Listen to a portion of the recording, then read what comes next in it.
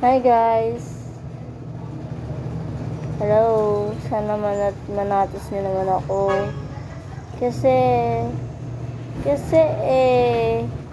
need ko na talaga ng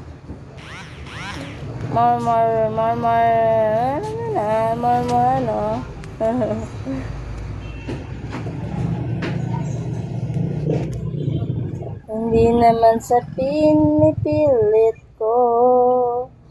Ako na lang kasi ang piliin mo.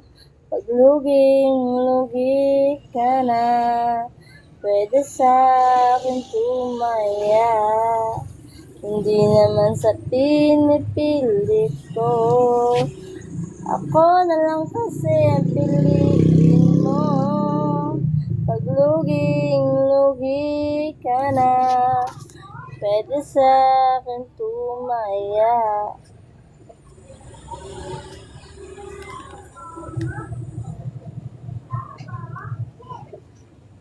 Hey, send me invitation.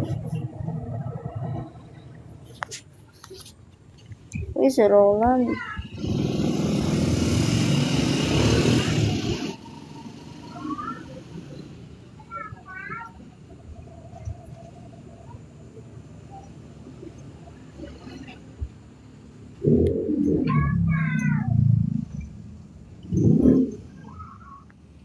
Si Wes. Dito mag-ano. Ay, ito naman.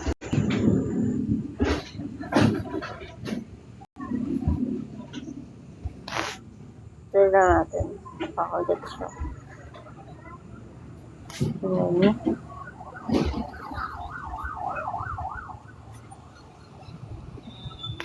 Si Roland. Parade. Yeah.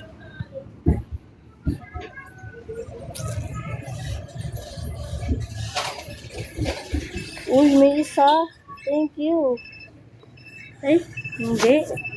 Nakaraan pa pala yan, no? Kala ko may isa. Ano naman?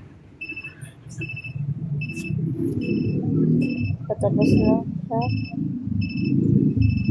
Hindi naman sa pinipilit ko.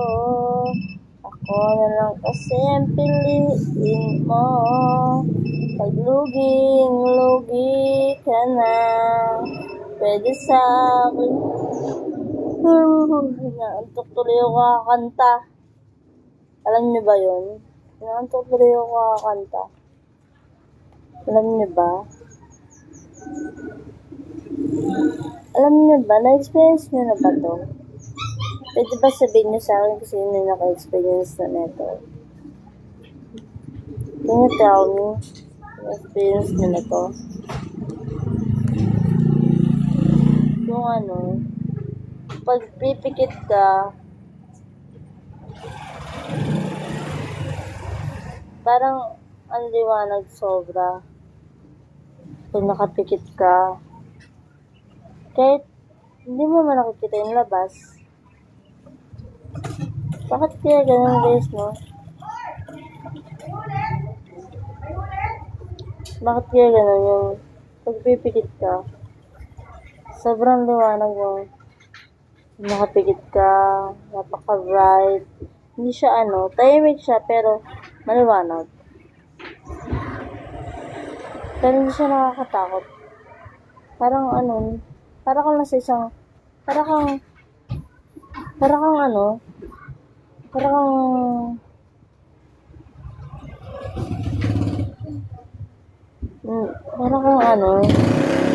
sa isang malawak na paraiso. Tapos, maliwanag, sobra dun. Paka-bright. Parang basta sobrang liwanag. Hey, nagulat ako sa iyo ah. Ba't ka nag-show up? Nakakagulat ka naman.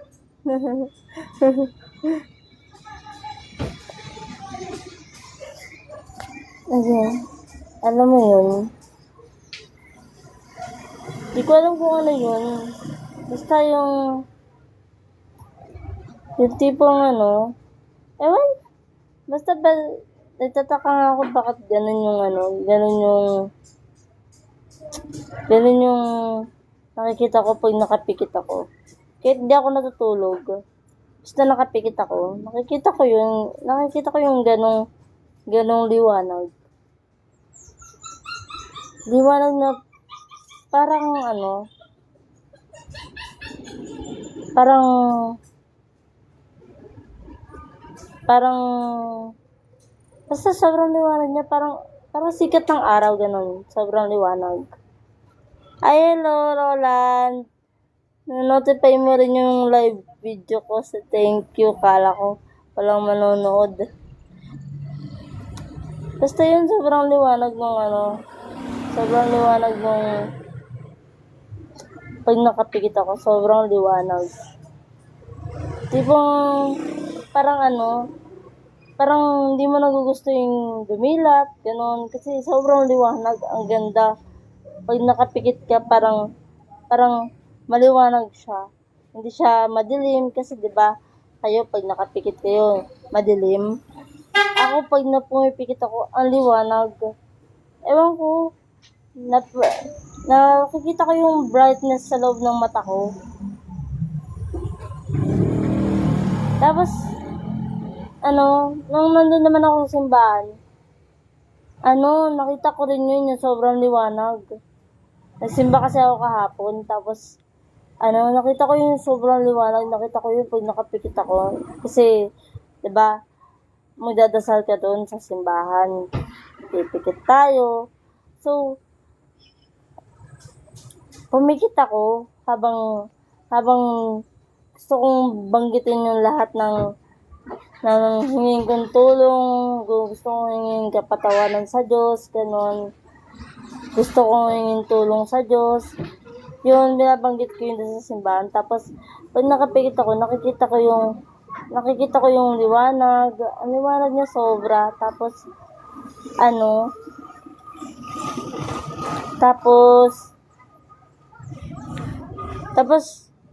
nung nandun naman ako sa simbahan, habang nakapikit ako, may naninig akong kamay habang nakapikit ako. Kamay na parang gusto kong hawakan. Sana hindi kayo kinalabutan, ha?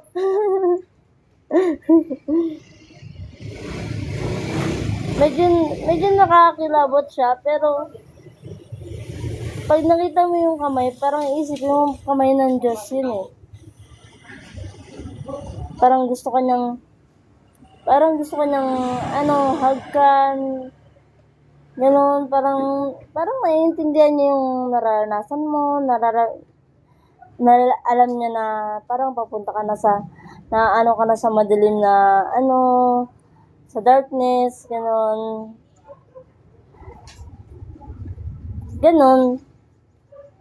Kaya parang ang ganda rin nung pag nakapikit ka, nakikita mo may liwanag. Parang naaninig mo pa rin yung liwanag sa labas ng mata mo, gano'n.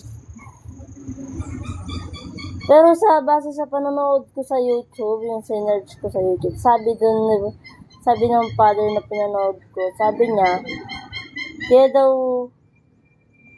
nakakita daw tayo ng liwanag kasi daw nakabukas tayo nagising daw yung puso natin, nakadilat daw yung puso natin, yung mata natin sa puso, nakadilat daw.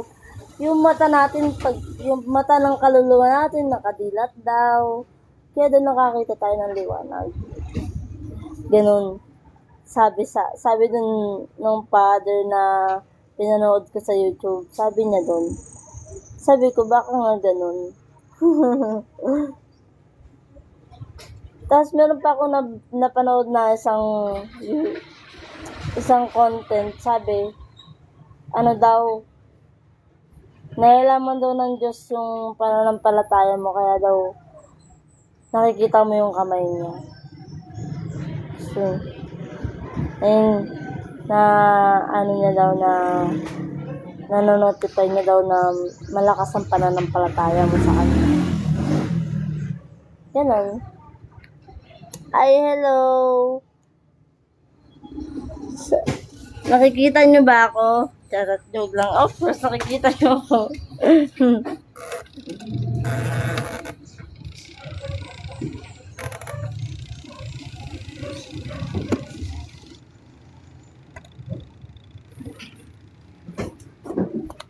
Tapos yun, basta yun, gusto ko lang yung i-share sa inyo yung na-experience ko. Kasi, hindi ko siya kahit i-share ko siya sa father ko, parang hindi siya naniniwala.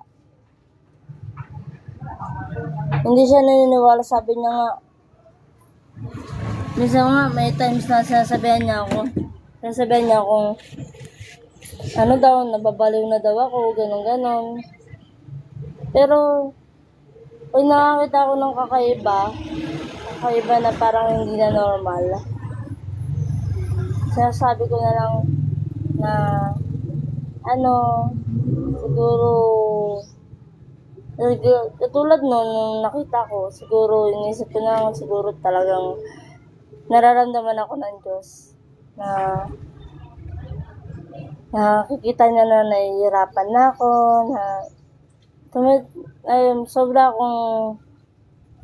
sobra yung paghinagpis ko, yung pagsasuffer ko, kasi may times sa buhay natin, di ba, na sobrang hirap,